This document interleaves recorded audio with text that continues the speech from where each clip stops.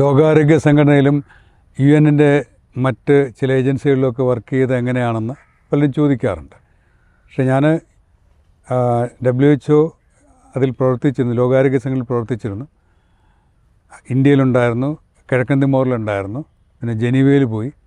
അവിടെ നിന്ന് ഞാൻ യുണൈറ്റഡ് സ്റ്റേറ്റ്സ് US പോയി, അമേരിക്കയിൽ പോയി. അപ്പോൾ അവിടെ എത്തിയപ്പോൾ ഞാൻ ഈ പാത്ത് എന്നൊക്കെ പറയുന്ന ഇൻ്റർനാഷണൽ ഓർഗനൈസേഷനിൽ ആദ്യം, കുറച്ച് നാൾ കഴിഞ്ഞിട്ട് FHI, ഫാമിലി ഹെൽത്ത് ഇൻ്റർനാഷണൽ, ആ ഓർഗനൈസേഷനിലേക്കായിരുന്നു. ആ ഓർഗനൈസേഷനിൽ അതിൻ്റെ ആഗോള ഒരു ഡിപ്പാർട്ട്മെൻറ്റ് ഡയറക്ടറൊക്കെ ആയിരുന്നു, ഇൻഫെക്ഷ്യസ് ഡിസീസസിൻ്റെ. അപ്പോൾ അതാണ് പലരുമൊക്കെ അത് അറിഞ്ഞെത്തിയിട്ട് പോലും ഇല്ല. ഞാനത് പറയാൻ ആഗ്രഹിക്കുന്നു പറഞ്ഞാൽ, ഒരു ഇൻ്റർനാഷണൽ ഓർഗനൈസേഷൻ FHI പോലുള്ള അവിടെ നിന്ന് വിട്ടിട്ടാണ് ഞാൻ നാട്ടിലേക്ക് തിരികെ വരുന്നത് 2020. അത് ലോകത്തെ ഏറ്റവും വലിയൊരു പ്രസ്ഥാനമാണ്. ഞാൻ വർക്ക് ചെയ്യുന്ന ടീമിൻ്റെ ഫണ്ടിങ് തന്നെ ഏതാണ്ട് 1 ബില്യനാണ് ഒരു വർഷത്തെ ബജറ്റ് എന്ന് പറയുന്നത്.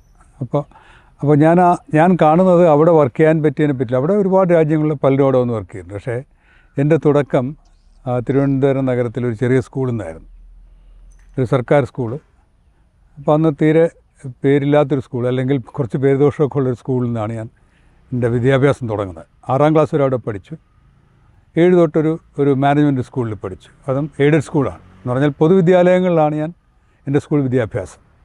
ഞാൻ പഠിച്ചതൊക്കെ അന്നത്തെ മലയാളം മീഡിയം സ്കൂളുകളിലൊക്കെയാണ്. ഞാൻ വാഷിങ്ടൺ DC ഗ്ലോബൽ ഡയറക്ടറായിട്ട് ഇരിക്കുമ്പോൾ ഞാൻ പലപ്പോഴും ഓർക്കാറുണ്ട്, എൻ്റെ തുടക്കവും ഞാനിപ്പോൾ നിൽക്കുന്ന സ്ഥലവും തമ്മിലുള്ള അന്തരം അല്ലെങ്കിൽ ദൂരം. അപ്പോൾ അത് എന്നെപ്പോലുള്ളവർക്ക് സാധ്യമാണ്. സാധാരണ എന്നെപ്പോലുള്ള വീടുകളിൽ ജനിച്ചു വളർന്ന നിങ്ങൾക്കും സാധ്യമാണ് എന്ന് പറയാൻ വേണ്ടിയിട്ടാണ് ഞാൻ അങ്ങനെ കണക്ട് ചെയ്ത് പറയാൻ ശ്രമിച്ചത്. ഒരു വലിയ ഗ്ലോബൽ ഡിപ്പാർട്ട്മെൻറ്റ് ഡയറക്ടറായിട്ടിരിക്കുമ്പോൾ ലോകം മുഴുവൻ പദ്ധതികളൊക്കെ ഉള്ളപ്പോൾ അമേരിക്കൻ ഫണ്ടിങ്ങും മറ്റ് ഫണ്ടിങ്ങൊക്കെ വെച്ച് നടത്തി ലോകത്തിലെ ദരിദ്ര രാജ്യങ്ങളിലെ ആരോഗ്യ പരിപാടികൾ നടത്തുമ്പോൾ അതിൻ്റെ സൂപ്പർവിഷൻ അല്ലെങ്കിൽ അതിൻ്റെ മേൽനോട്ടമൊക്കെ വഹിക്കുമ്പോൾ ഞാൻ പലപ്പോഴും ഇത് ആലോചിക്കുമായിരുന്നു. ഞാൻ നേരത്തെ പറഞ്ഞ എൻ്റെ തുടക്കം എവിടെയായിരുന്നു എന്നുള്ളത്. അത് ഞാനിപ്പോൾ പറയുന്നത് എല്ലാ സാധാരണക്കാർക്കൊക്കെ പറ്റുന്ന കാര്യങ്ങളാണ്. നമ്മളെക്കാൾ മിടുക്കരായിട്ടുള്ള, എന്നേക്കാൾ മിടുക്കരായിട്ടുള്ളവർ എൻ്റെ ക്ലാസ്സുകളിൽ തന്നെ ഉണ്ടായിരുന്നു എനിക്കറിയാം. പലർക്കും അതിന് താല്പര്യമില്ല, ഇവിടെ നിന്ന് തങ്ങിയവരുണ്ട്. പക്ഷേ താല്പര്യം ഉണ്ടായിട്ടും ഒരുപക്ഷെ ഈ രാജ്യങ്ങളിലൊക്കെ പോയി ജോലി ചെയ്യാനോ ലോകം കാണാനൊക്കെ പറ്റാത്തവരുണ്ട്. അതിന് കാരണം നമുക്ക് ഈ മേഖലയെപ്പറ്റി അധികം അറിയാത്തതുകൊണ്ടോ അല്ലെങ്കിൽ എങ്ങനെയാണ് അറിയേണ്ടതെന്ന് പറഞ്ഞു തരാൻ ആളില്ലാത്തതുകൊണ്ടൊക്കെയാണ്. ഞാൻ 1997 മാസ്റ്റർ പബ്ലിക് ഹെൽത്ത് കോഴ്സ് ചെയ്യുന്നത്. MBBS കഴിഞ്ഞിട്ട് എനിക്ക് പൊതുജനാരോഗ്യത്തിൽ പബ്ലിക് ഹെൽത്തിൽ ജോലി ചെയ്യണമെന്നൊക്കെ ആഗ്രഹം ഉണ്ടായിരുന്നു.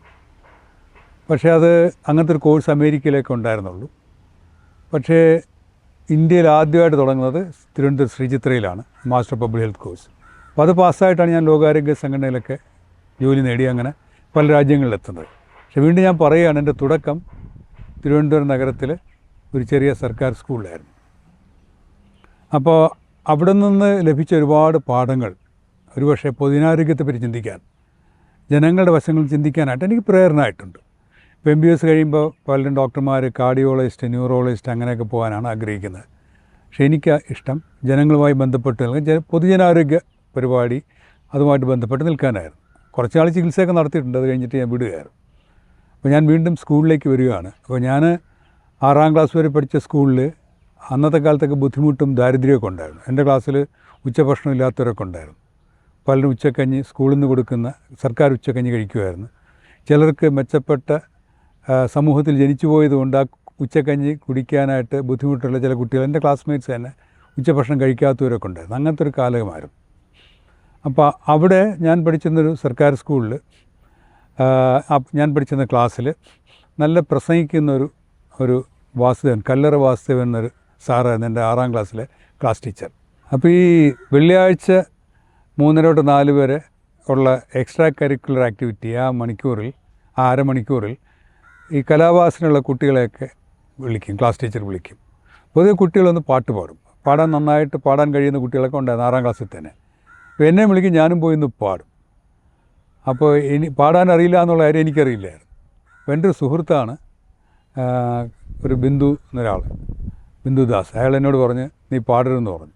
അപ്പോൾ ഞാനോട് ചോദിച്ചു, നിനക്ക് എന്നോട് കുശുമ്പാണോ എന്ന് ചോദിച്ചു. അപ്പോൾ പറഞ്ഞു, കുശുമ്പൊന്നുമല്ല, നിനക്ക് പാടാൻ അറിയില്ല എന്ന് പറഞ്ഞു. ഞങ്ങൾക്ക് 10 വയസ്സേ ഉള്ളൂ.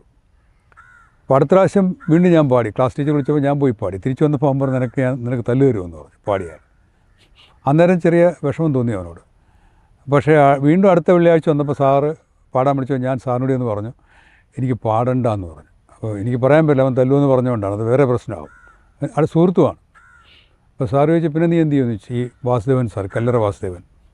അപ്പോൾ ഞാൻ പറഞ്ഞു, ഞാൻ വേണേൽ സാറൊന്ന് പ്രസംഗിക്കാമെന്ന് പറഞ്ഞു. ഞാൻ ഭയന്നാണ് പറഞ്ഞു, പേടിച്ചാണ് പറഞ്ഞു. 10 വയസ്സുകാരൻ ആ സ്കൂളിൽ ഏറ്റവും വലിയ പ്രസംഗത്തിലൊക്കെ ഏറ്റവും പേര് കേട്ടൊരു സാറിനോട് ഞാൻ പ്രസംഗിക്കാമെന്ന് പറയുമ്പോൾ സാറിൻ്റെ റെസ്പോൺസ് എന്തായിരിക്കുമെന്ന് എനിക്ക് ചെറിയ പേടിയുണ്ടായിരുന്നു. പക്ഷേ കുട്ടിയായതുകൊണ്ട് അധികം ഭയന്നുമില്ല. അപ്പോൾ സാറ് പറഞ്ഞു, എന്നാൽ നീ അങ്ങ് പ്രസംഗിക്കുമെന്ന് പറഞ്ഞു. അപ്പോൾ സാറും പൂർണ്ണ വിശ്വാസമില്ലായിരുന്നു. പക്ഷേ സാറ് എന്നോട് പ്രസംഗിക്കാൻ പറഞ്ഞു. അപ്പോൾ ഞാനും പ്രസംഗിച്ചപ്പോൾ സാറിനെ ചേർത്ത് നിർത്തിയിട്ട് പറഞ്ഞു, നിനക്ക് ഇതിനകത്തൊരു കഴിവുണ്ട്. എന്തൊരു സഹോദര സ്നേഹം എന്നൊരു വിഷയം ഒരു വെള്ള കടലാസിൽ ചുമന്ന മഷി കൊണ്ട് എഴുതി തന്നിട്ട് പറഞ്ഞു, എൻ്റെ അച്ഛനും അമ്മയ്ക്ക് വിദ്യാഭ്യാസമുള്ളതല്ലേ, അവരെ കൊണ്ട് കാണിക്ക്, അടുത്ത പ്രാവശ്യം കുറച്ച് തയ്യാറെടുത്ത് വന്ന് നല്ലപോലെ പ്രസംഗിക്കണമെന്ന് പറഞ്ഞു.